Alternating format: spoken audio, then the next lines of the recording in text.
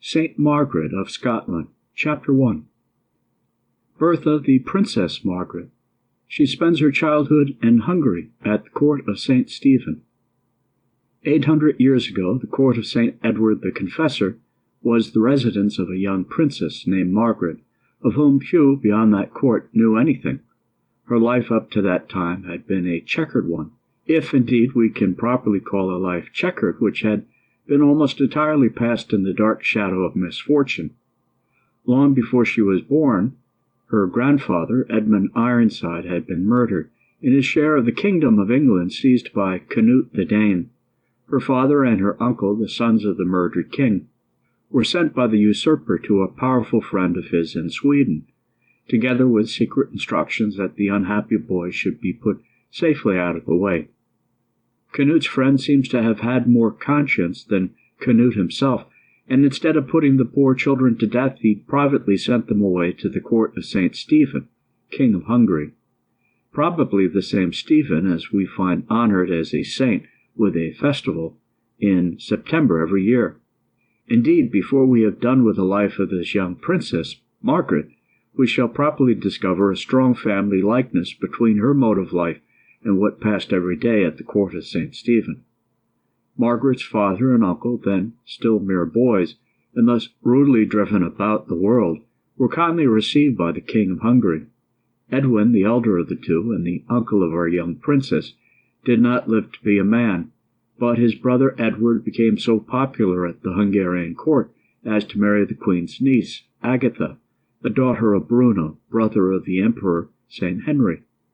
Their union was blessed with 3 children: Edgar, afterwards surnamed the Atheling; Christina, who lived to become Abbess of Wilton; and Margaret, the future Queen of Scotland. From what is known of later events in her life, the date of her birth must have been somewhere between November 17, 1046, and November 16, 1047. By the time that she had become eminent enough to make people anxious to know its exact date, no one survived to give the information. But before Margaret was born, several changes had happened at the court of England. Canute, at his death, had been succeeded first by one of his sons, and then by another, and when the second died in 1042, the English drove the Danes out of the kingdom, and looked about once more for a king of their own. If they had known anything of the young grandson of Edmund Ironside, or if Hungary had not been so far from England, Margaret's father might now have recovered his rights. She might have been born in more prosperous circumstances, and the whole course of her future life might have been very different from what it actually became. To understand what took place at this crisis in the affairs of England, we must remember that the father of Edmund Ironside was twice married. When Edmund's mother died, Ethelred, his father, married Emma, the flower and the pearl of Normandy, and the aunt of William, afterwards the Conqueror. Her eldest son, Edward, became a favorite with the English. From his retreat in Normandy, he had for many years watched the stormy course of events in his own country, and now that the Danes were gone and the English in want of a king of their own, he stepped in and secured the crown without difficulty. According to the laws of feudal succession, there can be no doubt that it belonged to Margaret's father, Edward, the son of Edmund Ironside's eldest son. Yet even our interest in all belonging to this young princess will hardly dispose us to regret an arrangement that gave St. Edward the Confessor to the throne of England, although that arrangement excluded the family of the younger Edward from its inheritance. All those events happened before Margaret was born. St. Edward did not invite his nephew from Hungary, as might have been expected, to reside in England. So it was that Margaret was born, and that she spent all her childhood at the court of St. Stephen. A royal princess in exile, even although she may have had kind friends about her, is a notable instance of human weakness. Possessing only the name of rank without its independence and its other substantial attributes, excluded by the accident of her birth from those avenues to wealth and influence and station which are open to the inferior ranks of her countrywomen, a poor and homeless princess might advantageously change places with the humblest lady in her kingdom. At the same time, it must be remembered that even in a worldly point of view, high position and commanding influence are not generally good for the mind. There are few persons whom they do not more or less spoil, few characters which are not sensibly deteriorated by them. The direct tendency of an influential position is to foster habits of imperiousness and selfishness. Many a gentle mind has been irremediably vulgarized by high elevation. Not that misfortune is without its peculiar and kindred dangers, but on the whole it is a better school for the character than the precincts of a reigning sovereign's court. Our young princess was fortunate in her opportunities of mixing in a court where earthly rank was made more attractive by the practice of the loveliest virtues. The king himself taught his courtiers, by his example, the duties of generosity towards the poor, and of tender sympathy with the sick. He was remarkable for the practice of prayer, and is said to have gained some of his temporal success over his enemies on his knees. More especially he prayed that he might be permitted to see Hungary completely Christianized before his death. His exertions with a view to that end were such as to earn for him the title of the Apostle of Hungary, and the permission of the Holy See for himself and his successors to have a cross carried before them in processions. Out of his tender devotion to the Mother of Jesus, he dedicated his kingdom to her. He took leave of this world on the day of her Assumption, which he had taught his people to call Great Lady Day. Such a man could not fail to create an influence around him, of which even children like Margaret must have been sensible. Long after she had bidden adieu to Hungary and the home of her youth, and when she had entered on her own arduous apostolate, she could not fail to remember the engaging lessons which, as a child, she had learnt from her father's royal friend and benefactor. Chapter 2. St. Edward invites the Princess Margaret and her family to England. At the conquest, they retire from England and are driven by a storm into Scotland, where the Princess Margaret is married to King Malcolm III. As time went on, and St. Edward felt himself growing old, without a child to whom he could transmit his crown, he resolved to invite his nephew, Edward, to come with his family to England, probably intending to receive him and entertain him as the future heir of the kingdom. The Bishop of Worcester carried this invitation into Hungary, and the younger Edward acceded without difficulty to the wishes of his uncle. Margaret must have been about 10 or 11 years old when her father returned, with all his family, to his native land. He did not long survive the change, and thus his only son, Edgar the Atheling, became the heir presumptive of St. Edward. Now it seemed as if fortune were at last about to favor our young princess. She was now more nearly in the position to which her royal descent entitled her. She seemed destined at no remote day to become the sister of the reigning monarch, with the bright future incident to her position opening before her. In other respects, too, she had lost nothing by her change of residence from Hungary to England. She had left the court of St. Stephen only to enter the court of St. Edward, in which the bright example of the beautiful Queen, Edith, was only surpassed by the life of her holy husband. The company of saints does not always indeed make saints, but where the disposition toward what was good was so decided as in the case of young Margaret, the society first of her uncle Stephen, and next of her grand-uncle Edward, must have powerfully assisted the tendency of her own mind to the practice of perfection. During his early days of adversity, St. Edward had made a vow of pilgrimage to Rome. Afterwards, when he proposed to redeem his pledge, his counselors strongly opposed it, representing to him the extreme danger of leaving his kingdom in those critical times, when several neighboring states were watching their opportunity to snatch the crown of England from his head. He therefore solicited and obtained leave from Pope Leo IX to compound for the remission of his vow on certain conditions. One of these was that he should enlarge the Benedictine monastery at Westminster. The work approached its close in the year 1065, and on Holy Innocents' Day the abbey church was dedicated with great ceremony to the service of God, in honor of his blessed apostle, St. Peter. St. Edward had been declining in health for some time before, was unable to be present at this great ceremony. Queen Edith, therefore, represented her husband on the occasion. Our young Margaret, now 19 years of age, was one of the ornaments of the court on that day. Within a few weeks she took part in the second pageant which that venerable abbey has witnessed. Within a few weeks she accompanied Queen Edith as the holy remains of St. Edward were carried to their last resting place. Edgar the Atheling was now by right King of England, but he was no match for the rough and unscrupulous soldiers who coveted his crown. Harold, son of the late Godwin, Earl of Kent, and brother of Queen Edith, at once laid claim to it, on the pretense that it had been bequeathed to him by St. Edward.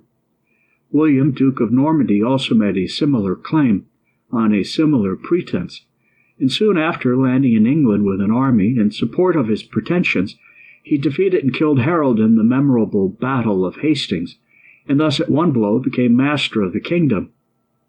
A faint but unavailing attempt was made to support the claims of Edgar, but it was soon abandoned as hopeless, and the dark clouds of misfortune again gathered round the Princess Margaret and her family. Her brother, finding nothing but humiliations in store for him if he remained in England, prepared to return to Hungary with his mother and his sister Margaret. Christina, it seems, had by this time left her family to follow the life of a nun. Margaret then, with her mother and brother, sailed from England, a few months after the Battle of Hastings, intending again to claim the hospitality of the Hungarian court.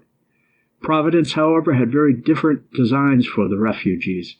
A storm overtook them on their short sea voyage. They were blown out of their course into the Frith of Forth and Scotland, and found a harbor of refuge on the coast of Fifeshire, a good many miles from the mouth of the Frith, at a place which was afterwards called St. Margaret's Bay, or St. Margaret's Hope. A few years before this event, the crown of Scotland had been recovered by Malcolm, the third sovereign of the name, called also Keen More, or Great Head. The tragical end of his father Duncan has obtained a wide celebrity from the genius of our immortal Shakespeare. Young Malcolm fled from the usurper Macbeth and found an honorable retreat in England with St. Edward, who further assisted him with an army under the command of Siward, Earl of Northumberland. The treacherous Macbeth was killed in battle, and the young king regained his rights the same year that Margaret and her family were invited to come and reside in England. He was living with his court at Dunfermline in Fifeshire when news was brought to him that the royal English exiles were wrecked upon his coast, and within a very few miles of his residence. With characteristic generosity, he made haste to repay the debt that he owed to St. Edward by conducting the refugees to Dunfermline, where he made them welcome to his best hospitality. His goodness of heart was in no long time amply overpaid by his obtaining possession of the heart and the hand of the Princess Margaret, then in the flower of her youth and beauty. Chapter 3. Barbara's condition of the Scotch. Queen Margaret's prayers, charities, and love of mortification. She obtains justice for the poor and redeems many English captives taken in war. Pilgrimage to St. Andrews. Scotland at that time must be considered as having scarcely begun to emerge from a state of barbarism. We speak of it as a kingdom because its crown was independent, but its population probably did not equal half the modern population of Glasgow. Whole districts were occupied by morasses, by swamps, and by unproductive forests. The work of Ninian, of Palladius, and of Columba, to which it owed its Christianity, was not indeed wholly destroyed, but it had suffered cruelly from the incursions of Danish and Norwegian pirates, and from the fierce passions of rival races within the country itself. An improvement had followed the union of its northern and southern inhabitants under Kenneth MacElbine in the previous century, yet it is impossible to doubt that when young Malcolm returned from exile to take possession of his inheritance, he arrived among a people who had nearly everything to learn of the humanizing arts of peace. War and the chase and a rude kind of husbandry were too probably the extent of their attainments. Many of the older monasteries had perished by foreign invasion. The voice of religion could only make itself feebly heard amidst the bloody feuds of the clans, and the more terrible assaults of their English neighbours.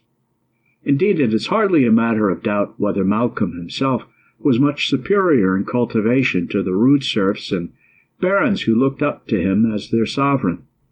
The arrival of the Princess Margaret with her retinue, and his choice of her for his queen, were events of the very highest importance in their results on the late history of the Scottish nation.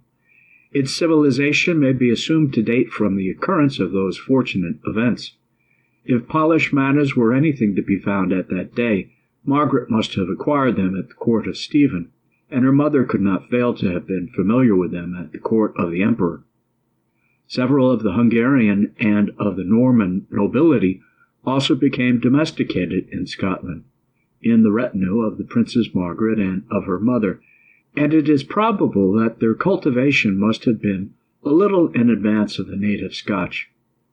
But the civilization which took its rise in Scotland in the reign of Queen Margaret was eminently of a Christian kind. It differed essentially from the artificial refinement of pagan nations in this, that religion was acknowledged as its foundation. The queen herself was a model of every virtue. Her first care was to purify her own conscience and secure the divine blessing on her plans for the improvement of her people by living a holy life. She made choice of a prudent counselor in matters relating to her soul, in a Benedictine monk of the name of Turgot, who was afterwards prior of Durham and finally bishop of St. Andrews. With him she concerted her plans for making her high position advantageous to the people of Scotland. It was he who directed her in the exercises of piety and devotion in which she spent a great portion of her time. There are numbers of good people in the world who have no conception of the pleasure it gives holy persons to pass a long time in prayer and in the praises of God. Hence it is a common mistake to suppose that this show of devotion is made for a purpose, or that historians and panegyrists have made much more of it than is at all consistent with the truth. But it generally happens that some proof of the reality of a saint's devotion is furnished by other and more attractive parts of his life. In the case of St. Margaret, although her daily prayers were long, her works of charity and of self-denial were arduous, and such works are accomplished only by hands that are every day stretched to heaven for greater strength than belongs to our feeble nature. Prayer was so sweet to her that she grudged spending all the night in sleep. She often rose ere it was day to unite her praise with the worship of those heavenly choirs where there is no night. The Psalter was an especial favorite with her. She recited the whole of it, with many tears every day. There are few days indeed in the life of anyone in which the changing moods of the human spirit are not reflected in the language of those inspired poems. St. Margaret never omitted being present every morning at the holy sacrifice of the Mass. She generally found time to hear several Masses before engaging in the business of the day. Although books were a rare and expensive luxury in those days, the Queen contrived to procure a few of them for her spiritual reading. We are told in particular of a beautiful copy of the Gospels, which she valued very highly and carried with her wherever she went.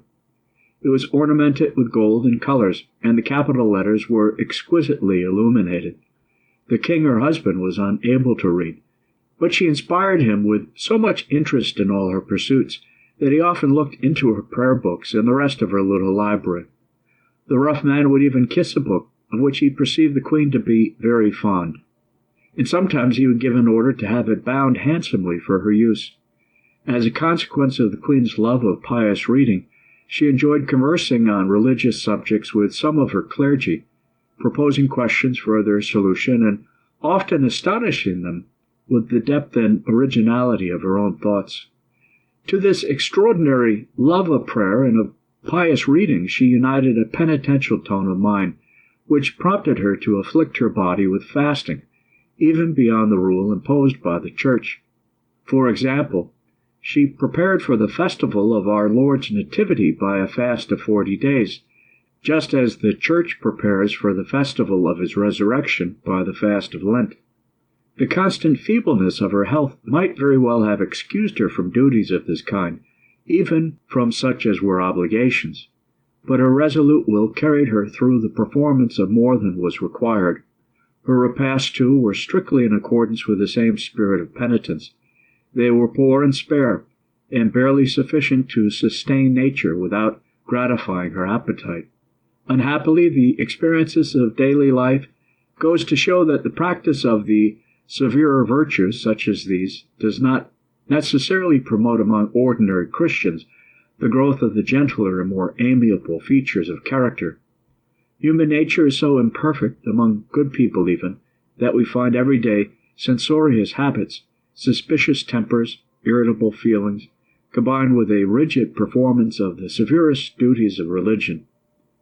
But St. Margaret, like all the saints, kept her heart soft and tender by acts of mercy to the poor members of Jesus Christ. To wait on poor persons at table, to wash their feet, and to send them away with a liberal alms was a part of her daily occupation. During Lent and Advent, their numbers were very considerably increased. Her charity especially overflowed towards widows and poor orphan children, and she provided places where the indigent sick might be taken care of, and where she waited on them in person, as if in them she saw her divine Lord and Master visibly represented.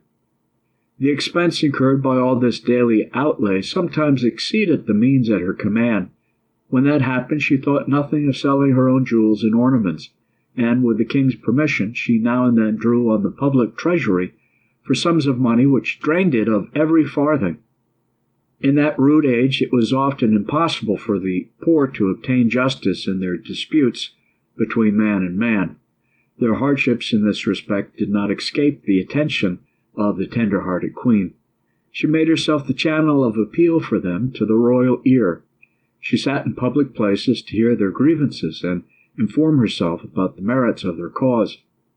In a field about a mile from Dunfermline, on the road to Queen's Ferry, the county maps of last century used to show the position of a stone called St. Margaret's Stone, on which she was alleged by a constant tradition to have sat while she held those rude courts of appeal. The poorest could always obtain readier access to her there than in the interior of her palace. The stone itself was still to be seen 60 years ago, and probably more recently still. We do not know whether it may not remain to this day. Another form of mercy to which the charity of the Queen disposed her belonged especially to the circumstances of that age. Wars between the English and the Scottish nations were very frequent. The hospitable welcome given by Malcolm to the refugees from the English court provoked the hostility of the Conqueror, and brought an army across the border of the kingdoms. From time to time hostilities were renewed with varying success on either side, and as a consequence of this disturbed state of the country, Scotland contained many English prisoners of war, who became virtually the slaves of their captors. The Queen employed commissioners to travel over the country and observe which of those unhappy captives were subjected to the severest treatment. When her commissioners had made their report, she sent them down again with money to purchase the freedom of her suffering countrymen. St. Andrew's was then a place of great resort for pilgrims, and many of them were poor people who suffered great hardships, both in their passage across the Frith of Forth and when they reached the shore, either in going or in returning. The Queen, in consequence, erected houses for their reception on the shores of the Frith, where they were provided at her expense with everything that they required. She also maintained a service of ferry boats for the gratuitous transport of poor pilgrims to the shrine of the Apostle and back again to their own homes. Chapter 4. Queen Margaret's munificence to churches. Her influence over her husband. She encourages ceremony at court. She reforms public manners. She promotes industry and commerce. Munificence to the house of God is very nearly allied to the charity which cares for the living temples of his body. Apart altogether from the pious desire to lodge him in his sacramental presence in a manner not at least inferior to the palaces in which earthly sovereignty resides, a desire symbolized by the lavish act of Mary when she anointed Jesus for his burial, and which the censorious traitor interpreted as a waste of precious materials. The poor are not robbed of the wealth which builds and adorns the temples of God. The poor, in the short intervals of their rest from toil, love to exchange their close and squalid abodes for the free air and the liberty of spacious churches. The poor feel the exchange more agreeable than the rich, who return to homes more luxuriously furnished than the church. The poor also feel as if they had a kind of property in their churches. They seem almost to belong to them. The church is at least common ground, above the ordinary level of the world, on which they can meet their richer neighbors with something of an equality. All that a noble church expresses, all that is done there and foreshadowed there, is common to rich and poor, and the poor feel that in their hearts bless the founders of noble churches as among their truest benefactors. Such was doubtless the double motive of this holy queen in her large contributions to the beauty of God's house. On the site of the humbler temple at Dunfermline, where she had been married and crowned, she erected a fine church in honor of the Blessed Trinity. The best decorations that the age afforded were bestowed upon it. The vessels used in the service of the altar were of solid gold. Mention is made also of a cross of exquisite workmanship, and profusely ornamented with jewels and the precious metals, with an image of our crucified Lord attached to it, which excited the devotion of everyone who entered the Queen's new church at Dunfermline. We must not confound with this crucifix another cross to which Queen Margaret had much devotion, and which, as we shall see by and by, she carried about with her on her journeys. This was long afterwards known as the Black Cross of Scotland.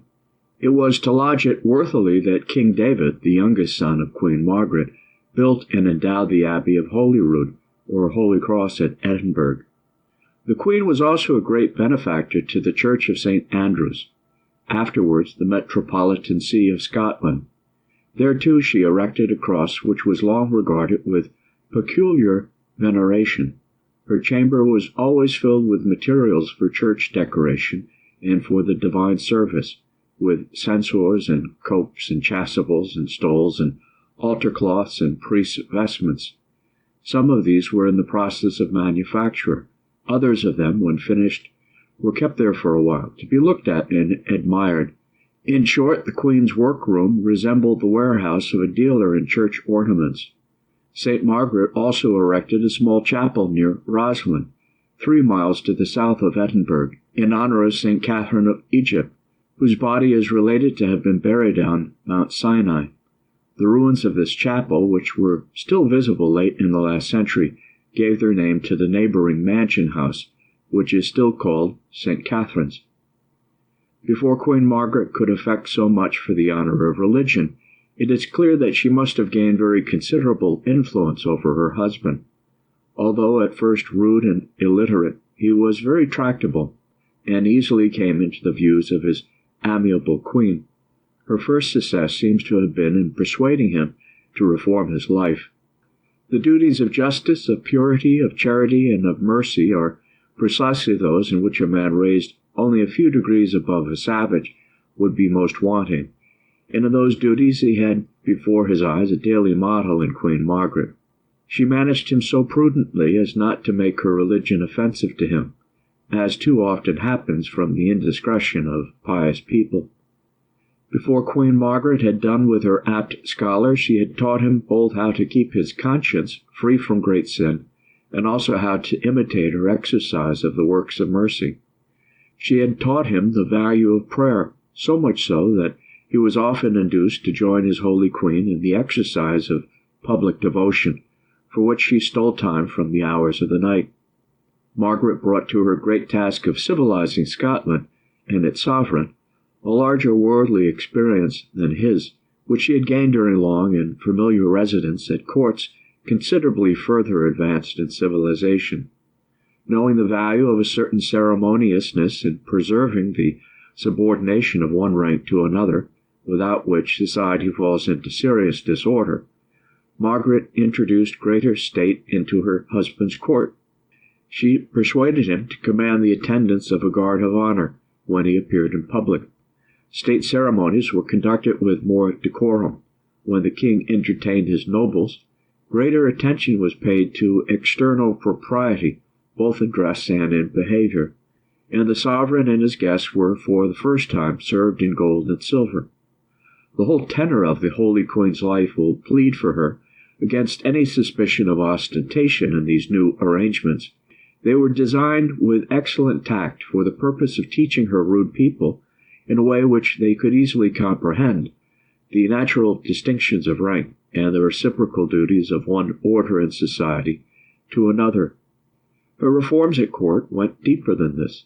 She chose only women of noble birth and of unimpeachable character for her attendants. She permitted no levity of manners among the young courtiers in her presence. Her own manners were marked by a union of sweetness with reserve, which both attracted everyone who approached her, and at the same time checked familiarity. Even when she was gayest, she never indulged in empty laughter, and when she was compelled to find fault, she never failed in dignity, even in the most provoking circumstances.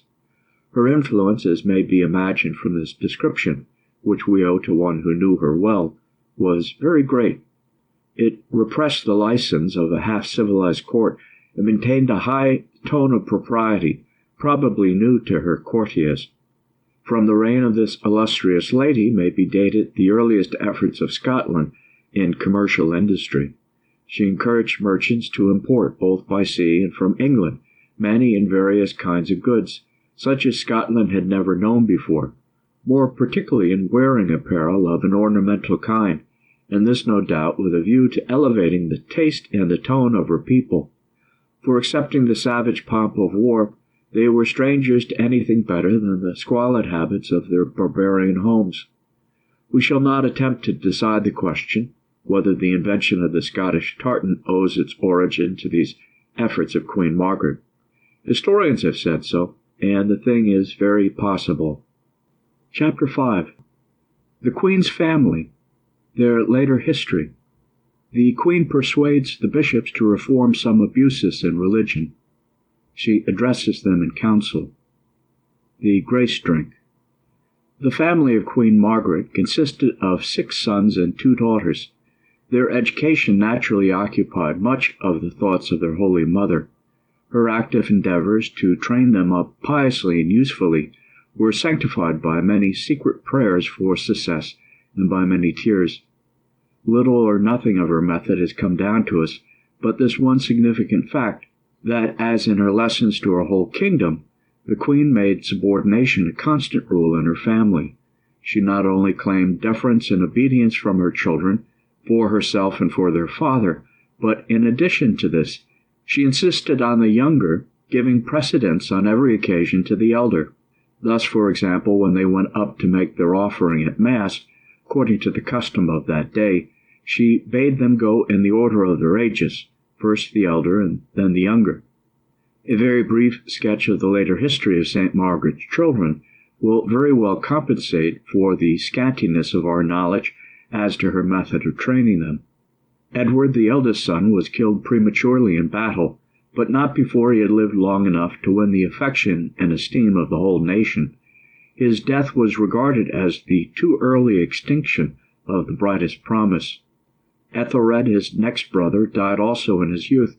He had become a monk, died abbot of Dunkeld, and is mentioned in a monastic record as a man of venerable memory. His body is supposed to have been accidentally discovered in the church of Dunfermline 4 centuries later, wrapped in silk and in good preservation.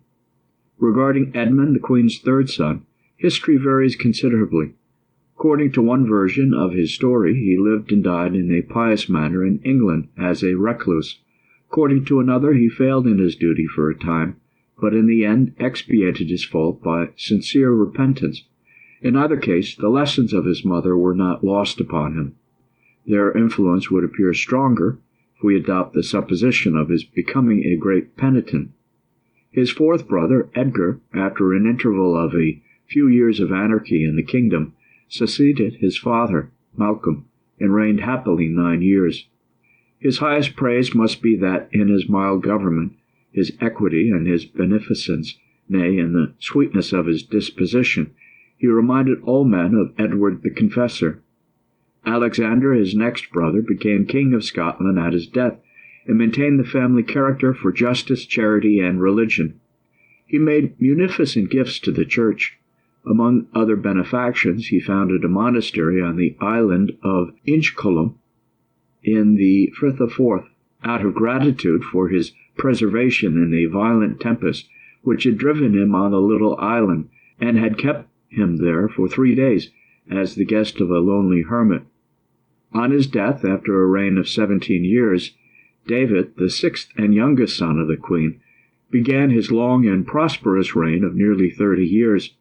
Circumstances enabled him more perfectly than his brothers to carry on the humanizing and civilizing policy of his mother. In her son David, the Holy Queen may be said to have presided over the destinies of Scotland. The churchmen, and especially the monastic orders of that day, were much in advance of the rough fighting men and the still rougher peasantry in the arts of civilization. David, therefore, by the munificent encouragement which he gave to churchmen, largely promoted the object so near his mother's heart in regard to Scotland.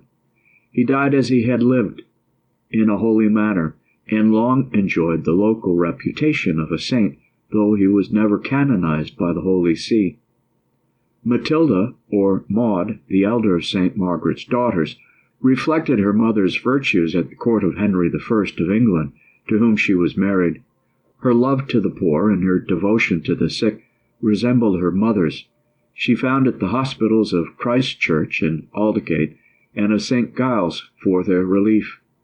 Her subjects surnamed her the Good, and local English calendars mentioned her too as a saint.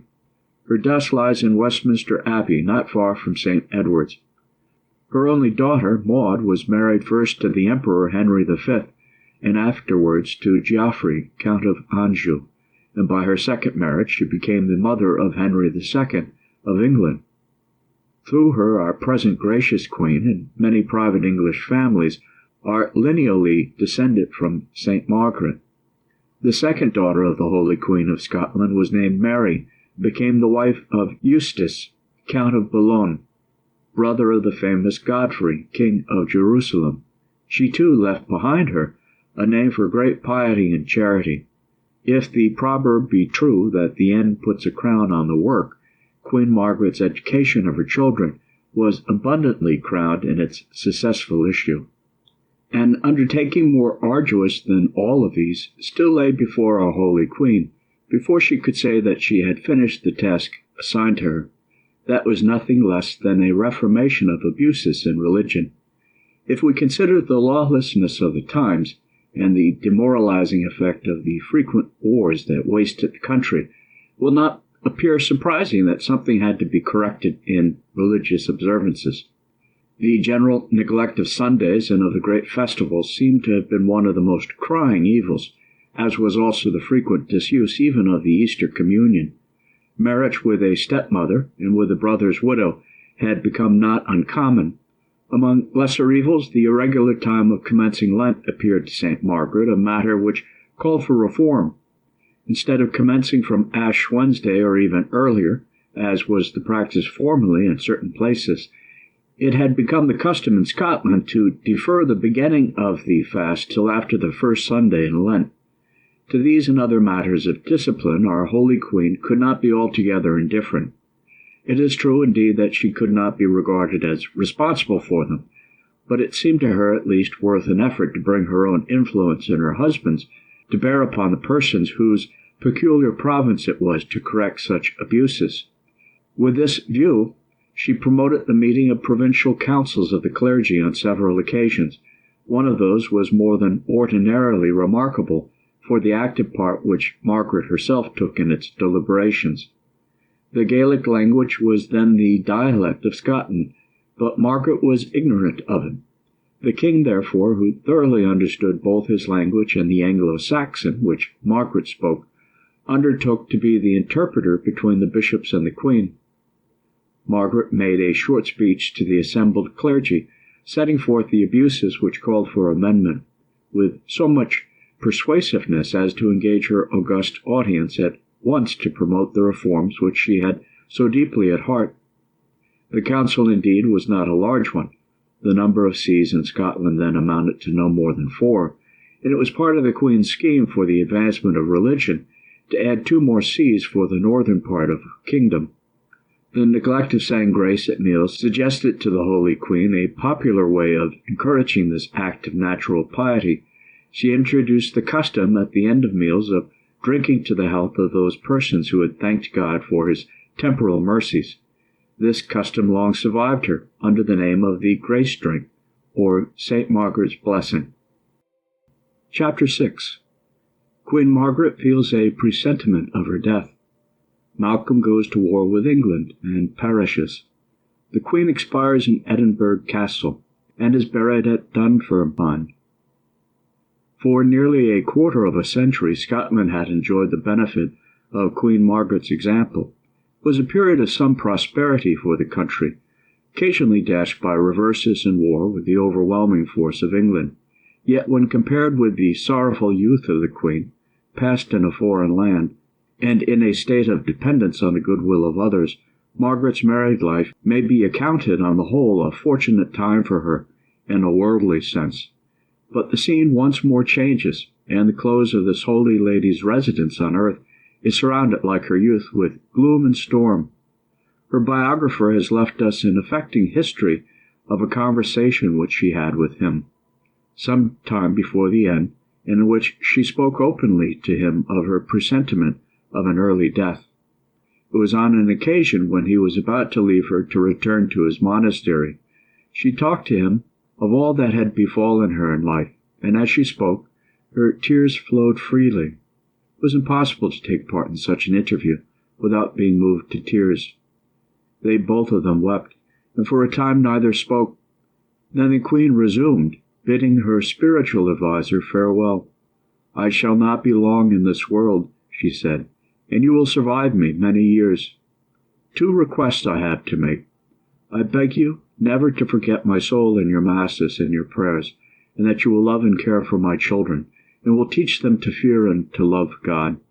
If hereafter you should observe any of them too much elated with their high position, you will advise them, and if necessary, reprove them, as a father and a teacher, dissuading them from offending their God by a love of money, and from the neglect of eternal happiness for the sake of earthly prosperity.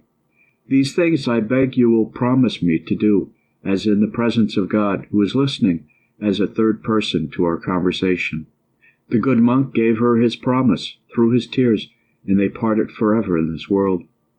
The son of the Conqueror now reigned in England, and Malcolm took advantage of what seemed a favorable moment to renew the war on the border. A short interval of peace ensued, but a presumed invasion of Scottish rights in Cumberland again brought Malcolm into the field, in opposition to the express wish of St. Margaret, who, it seems, had a foresight of coming disasters. The Queen, meanwhile, removed for security to the castle of Edinburgh, a fortified stronghold, owing its origin to Edwin, the consort of St. Paulinus. A severe attack of illness left behind it a chronic weakness, from which she never rallied. At first she was compelled to forego her favorite exercise of riding on horseback. Later she could seldom leave her bed. This state of languor continued for rather more than 6 months. 4 days before she breathed her last, she appeared sadder than usual, and remarked to her attendants that perhaps that day a greater calamity had befallen Scotland than at any former period. They paid no particular attention to what she said, until a day or 2 later, news arrived that the king had perished. Then they remembered, too, how she had labored to dissuade her husband from this fatal expedition. On the 4th day after she had made this remark, she revived a little, and was able to attend Mass in her oratory, where she received for the last time the most sacred body of our Lord. Scarcely was the service over when she became much worse, and was put to bed. It was evident that her end was very near. Her face was deadly pale, and while the ministers of religion stood around, she entreated them to commend her soul to Christ. She sent for the black cross, which she had always especially venerated. It was placed in her hands, and she kept looking at it, kissing it, and signing her face with it. Her hands and feet had become quite cold. Still she prayed audibly, repeating the psalm Miserere from beginning to end, holding the cross in both hands. At this critical moment her son Edgar arrived from the seat of war with the first intelligence of disaster. Entering his mother's chamber, he found a scene even more heart-rending than he had left behind. The queen, who seemed as if every moment might be her last, suddenly collected her strength and asked her son for his father and his brother Edward. He feared to tell her the whole dreadful truth, and tried to evade her inquiries by answering that they were well. With a deep sigh she replied, "I know it all, my son. I know it all. I adjure you by this holy cross, by your near relationship, to tell me the whole truth." It was impossible for him to resist such an appeal. The young prince informed his mother that his father and his brother Edward had fallen in the neighbourhood of Alnwick 4 days ago, and had been carried to Tynemouth for interment. The dying queen's reply was a memorable one. Raising her eyes and her hands to heaven, she exclaimed, "I return thee praise and thanks, Almighty God, for inflicting on me so grievous a calamity in my last moments. It is the effect of thy will to purify me by bearing it from some sinful imperfections." Death was now rapidly advancing. The thoughts of the saint reverted to the sacred mysteries of religion, with which the habits of her lifetime had made her familiar. Her last thoughts were expressed in the words of the prayer and the liturgy immediately before the communion. O Lord Jesus Christ, who by the will of thy Father and the cooperation of the Holy Spirit hast given life to the world by thy death, deliver me. Her prayer was not finished on earth. With the words "deliver me" on her lips, the weary pilgrim passed to her everlasting communion with the author and the finisher of her faith. Her spirit returned to God so peacefully and so serenely as to leave no doubt in the minds of her attendants that she had exchanged labor for rest, her exile on earth for her heavenly home. The excessive paleness of her countenance was succeeded by a rosy flush, such as those who loved her had sometimes seen there while she was asleep, and even now they could hardly think that she was dead. The day was the 16th of November, 1093, and the number of her years was only 46.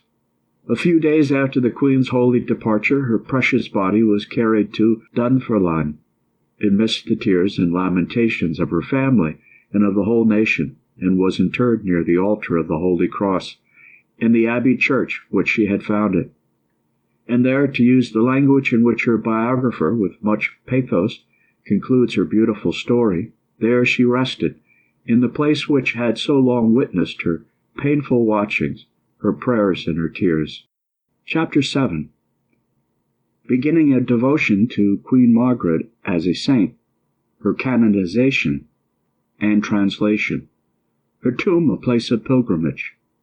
Cross Hill. What became of her body after the Reformation? Her head preserved and sent to the Low Countries. Her office inserted in the Roman breviary. Changes in the day set apart for her festival.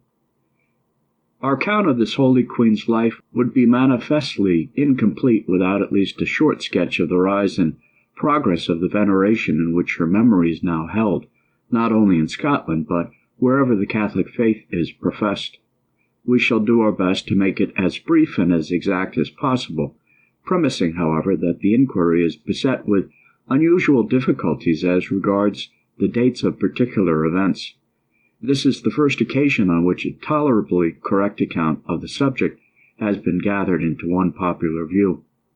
So long as we find that the soul of the Holy Queen was publicly prayed for, we may presume that the opinion of her sanctity had not yet gained ground sufficiently to warrant her being regarded as a saint in the strictest sense of the word.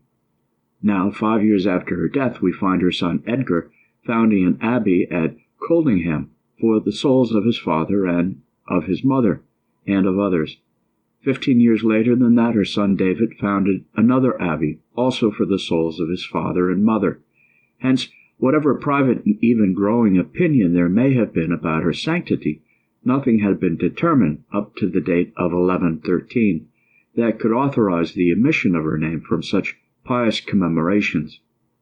About 30 years after her death, however, we discover the first trace of the rising feeling towards St. Margaret as a glorified saint, in a grant of land to Coldingham by a nobleman who made it for the soul of King Malcolm and his deceased sons. From that time, that is, a year or two after the accession of her son David to the throne, and onwards through succeeding reigns, we have tacit proofs of the same kind, to show that public opinion pointed to the lamented queen as to a holy soul for whom it were henceforth superfluous to pray, and for whom the honors of canonization were probably in store. All through the centuries succeeding her death, this opinion prevailed and gathered strength. Other 50 years passed, and the time was come when Rome was to be requested to set its seal on the result of public opinion. William III, a descendant of the saint, entered warmly into the cause.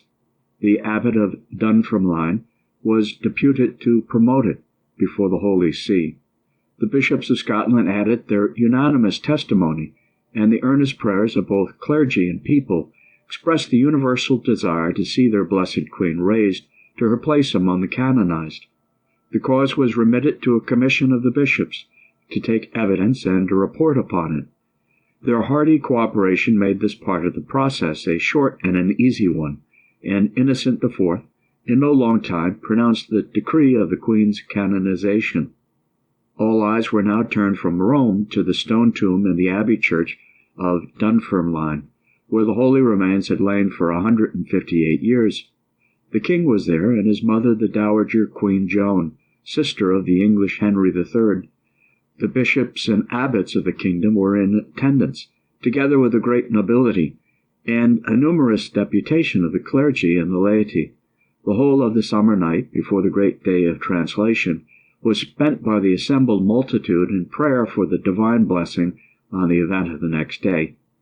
The 19th of June, 1251, dawned on Scotland, and an august procession passed into the abbey church.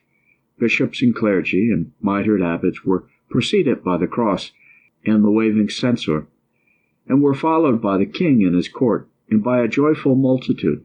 Bells without and organs within the church accompanied the chanting of psalms and hymns as the holy rite proceeded, and the bishops approached the tomb of the royal saint. It was open, and her holy body was placed with great ceremony in a chest of silver, ornamented with gold and with precious stones. The church resounded with the invocation which has never since that day altogether ceased in Scotland. Saint Margaret, pray for us. It was the first public canonization that Scotland had for many previous centuries witnessed, and strange to say, it was the last. The honored tomb of the saint now became an object of frequent pilgrimage. As devout persons approached Dunfermline from the south, they reached a rising ground about a mile from the ferry which they had to cross, whence they gained their first view of the abbey church, the goal of their journey. It became a custom among them to pause here for a few minutes' prayer. A cross was erected on the spot, and gave the little knoll the name of Cross Hill, which it has retained even till our time. The steps of the cross might have been seen a very few years ago. Perhaps they are still visible. From the day of her translation, previously to the era of the Reformation, 2 days were set apart every year to the memory of St. Margaret, one the day of her decease, November 16th, and the other at an early period, June 19th, the day of her translation. The second day, however, was changed to June 10th. At what time or for what reason, historians are at a loss to say. One competent authority, indeed, suggests that it may have been in consequence of a second translation of the saint's head, which we know was at one time separated from her body, as was done with the relics of many saints. When the storm of the Reformation swept away so much of what the ancient Christianity had taught men to revere, the body of St. Margaret disappeared from the church at Dunfermline, and the church itself became a ruin. From this time we must regard the relic of the saint's head as entirely separated from her body. On the unsupported authority of the Scotch historian, Conn, it has been alleged that the holy body of the Queen, together with the body of her husband, was removed, at the request of Philip II of Spain, to the royal chapel in his new palace of the Escorial, near Madrid. It is added that they were enclosed in the same chest, with suitable paintings, and an inscription containing their names. It is sufficient to say that the late Bishop Geddes, who spent 10 years of his life in Spain, and was on terms of intimacy with many of the Spanish court, could never find any evidence of this translation of the royal bodies. The head of St. Margaret we are able to trace with more certainty. It was removed from Dunfermline in the first instance to the castle of Edinburgh, where the unfortunate Queen Mary thought herself happy to possess it.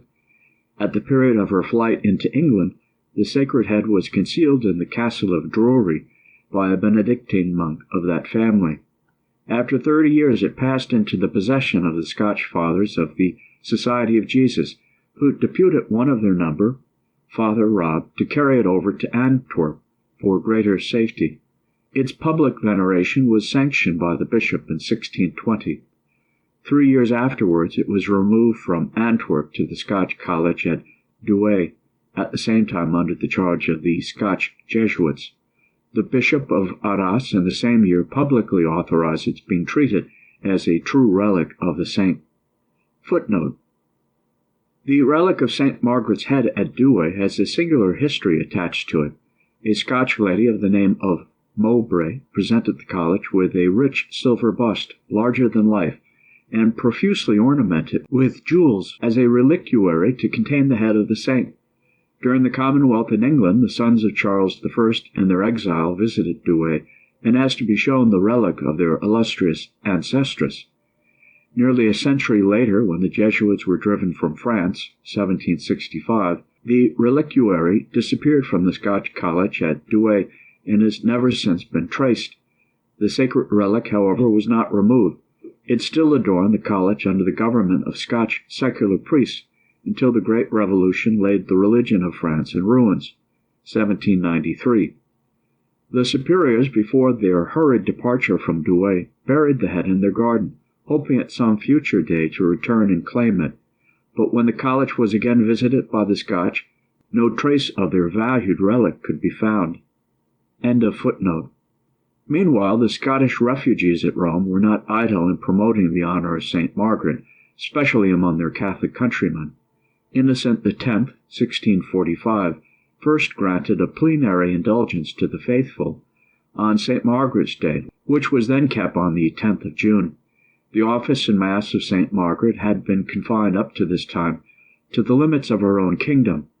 In 1673, her office was inserted by Clement X in the Roman Breviary, June 10th, as a semi-double festival, with the option to all clergymen, not Scotchmen, to say the ferial office on the day, if they preferred it.